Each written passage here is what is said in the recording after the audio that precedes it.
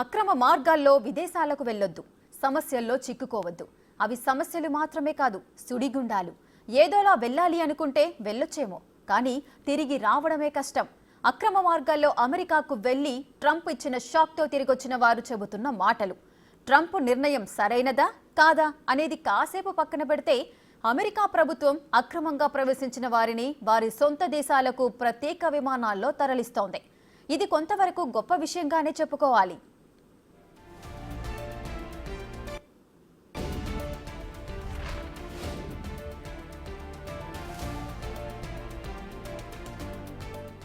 కానీ అక్రమ మార్గాల్లో విదేశాలకు వెళ్లిన వారి పరిస్థితి ఎంత దారుణంగా ఉంటుందో కొంతమంది చెబుతున్న మాటలు వింటే నరకం అనే మాటకు అర్థం తెలుస్తుంది. పంజాబ్కు చెందిన హర్విందర్ సింగ్ అనే వ్యక్తి అమెరికాలో వర్క్ వీసా కోసం ఓ ఏజెంట్కు 42 లక్షలిచ్చి మోసపోయాడు. కానీ ఎలాగైనా అమెరికా వెళ్లాలని నిర్ణయం తీసుకుని కొని తెచ్చుకున్న సమస్యల గురించి ఆయన ఇలా చెప్పాడు.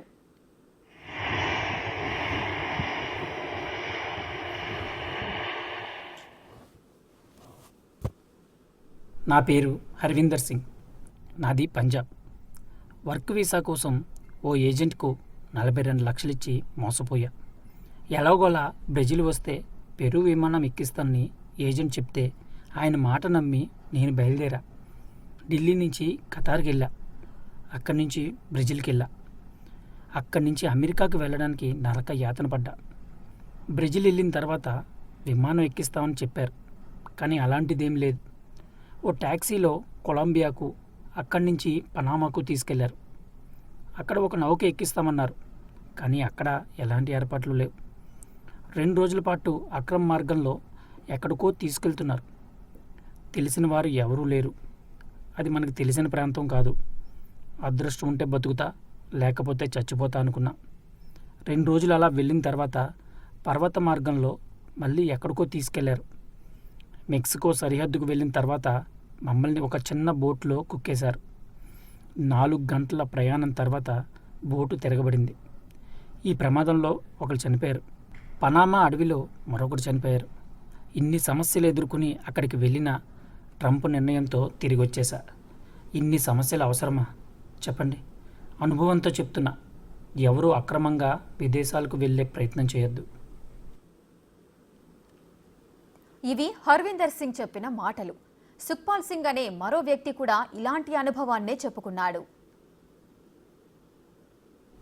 అమెరికా వెళ్ళడానికి 15 గంటల సముద్రంలో ప్రయాణం చేశా. ఆ తర్వాత 45 కిలోమీటర్లు పర్వత మార్గంలో తీసుకెళ్లారు. ఈ మార్గాల్లో ఎవరైనా గాయపడితే అంతే సంగతి. దిక్కు మొక్కు ఉండదు. చావు ఒక్కటే మార్గం.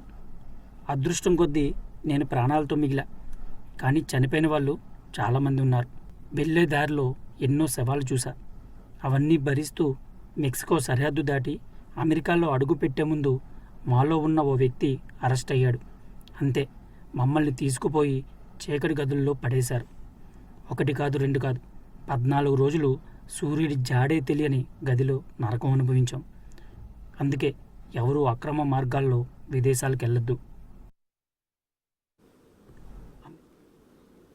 భారత్కు చెందిన 104 మంది అక్రమ వలసదారులు అమెరికా నుంచి స్వదేశానికి చేరుకున్నారు. ఇందులో హర్యానా, గుజరాత్ నుంచి వెళ్లిన వారు 33 మంది చొప్పున ఉన్నారు. 30 మంది పంజాబ్ నుంచి వెళ్లారు. మహారాష్ట్ర, ఉత్తరప్రదేశ్ల నుంచి 3 చొప్పున ఉన్నారు. చండీగఢ్కు చెందిన వాళ్లు కూడా 2 ఉన్నారు. అమెరికాలో 7 లక్షల మందికి పైగా భారతీయులు అమెరికాలోకి అక్రమంగా ప్రవేశించారని ట్రంప్ ప్రభుత్వం ఆరోపిస్తోంది. అందరినీ త్వరలో పంపిస్తామని చెబుతోంది.